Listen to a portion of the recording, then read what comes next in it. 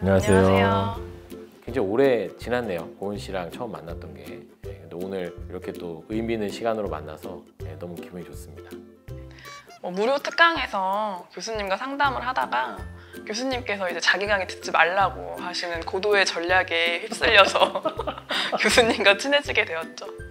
그때 제 강의 꼭 듣지 않아도 된다고 했던 건 진심이었다. 그러니까 제 강의를 듣든 듣지 않든 올바른 공부 방법을 통해서 로스쿨에 가는 게 좋겠다는 생각이 들었고, 그래서 그때 왔던 고은 씨를 포함해서 이제 다른 여러 친구들이 지금도 되게 가깝게 지내기도 하지만 굉장히 기억에 많이 남습니다.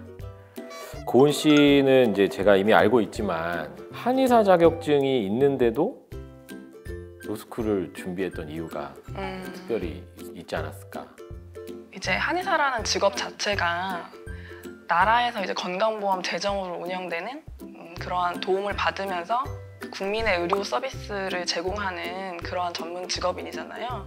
근데 그 속에서 어떤 병원과의 문제 아니면은 그 환자와의 문제에 있어서 어떤 법률적인 사각지대에 놓인 경우가 많아요. 이제 저 같은 경우에는 구체적으로 세금 문제라든가 그런 걸 이제 제 문제를 해결하면서 다른 의사 선생님이나 한의사 선생님 문제를 해결해 주면서 제가 좀 더 전문 직업인이 되어서 저뿐만 아니라 다른 의료인 그리고 나아가서 국민의 어떤 보건 향상 이바지하고 싶다는 그런 꿈을 가지고 오게 되었습니다. 고은 씨가 학원에 굉장히 좀 일찍 오지 않았어요? 아, 그렇죠. 언제쯤 왔죠? 저는 이제 2019년 리트를 준비했었는데 2018년 8월에 와가지고 미리 공부를 했었죠. 그럼 거의 1년 정도 네네. 학원에서 공부를? 네네. 그러니까 저 같은 경우에는 이과지만 어떻게 보면은 이과가 아니라고 볼 수도 있거든요.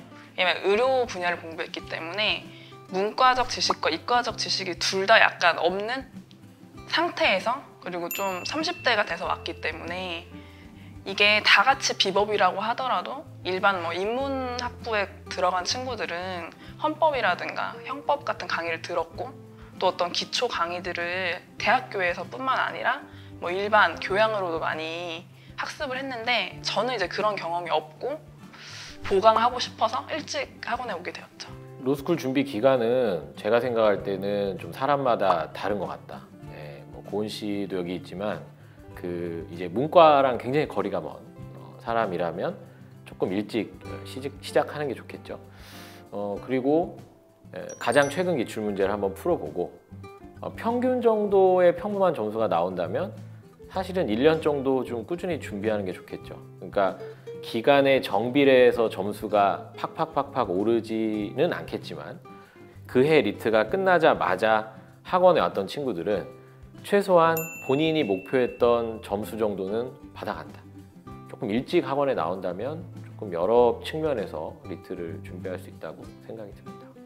저는 이제 프리미엄 리트반이라고 해가지고 메가로스쿨에서 주관하는 어떤 제일 상위 클래스를 강남 캠퍼스? 네, 들었던 것 같아요. 왜냐면은 아까 말했듯이 우선 제가 너무 부족하다는 거를 인지를 하고 들어갔기 때문에 인강과 현강을 다 같이 들었던 것 같아요.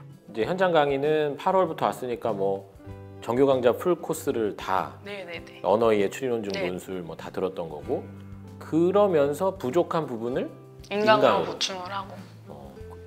근데 저 리트 공부할 때는 사실 공부가 너무 재밌어서 막 새벽 3, 4시에 일어나서 공부하고, 그러니까 저는 진짜? 네, 그러니까 되게 이거를 공부할 때 되게 기뻤어요. 왜냐면 저는 목표가 확실했고 인문학이나 어떤 이런 공부 같은 거에 대한 갈급함이 되게 많았거든요. 제 자신이 너무 부족하다는 걸 알았기 때문에 공부할 때 너무 행복했던 것 같아요, 저는. 언어이해 추리논증 논술의 공부 시간 비중은 어땠어요, 그럼? 언어이해 같은 경우에는 좀 앞에서 완성을 했고, 배경 지식이라든가 모의고사를 통해서 그렇게 했던 것 같고, 그리고 추리논증 같은 경우에는 내가 맞출 수 있는 문제와 좀 노력하면 맞출 수 있는 문제, 맞출 수 없는 문제를 분류하는 작업을 교수님 수업에서 같이 하게 되거든요. 그렇지, 상담을 하죠. 통해서. 네.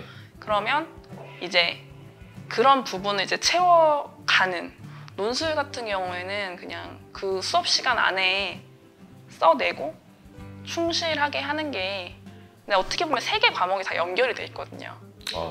배경 지식적으로나 원리적으로. 그렇기 때문에 이걸 분배를 해야 된다 이렇게 생각하진 않았던 것 같아요. 언어이해 추리논증 논술이 연결되어 있다.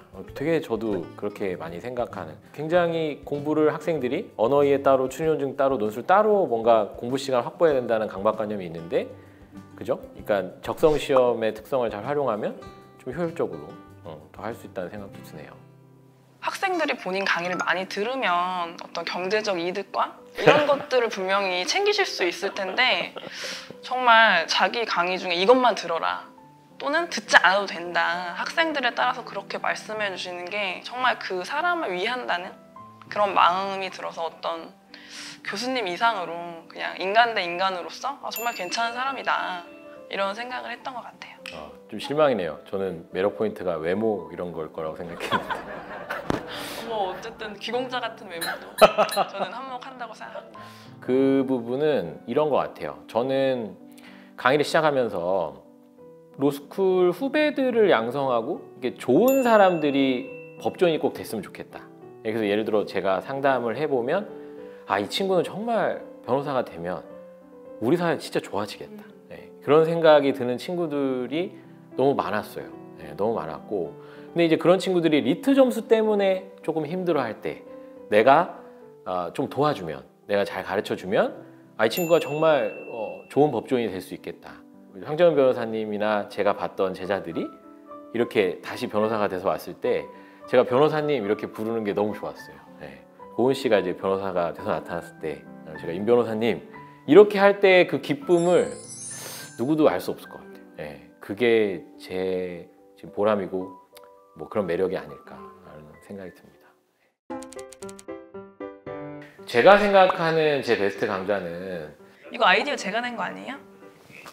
왜 그래? 이거 제가 낸 아이디어예요. 아이패드로 하는 거. 면접은 진짜 많이 떨었던 것 같아요. 혼돈의 카오스.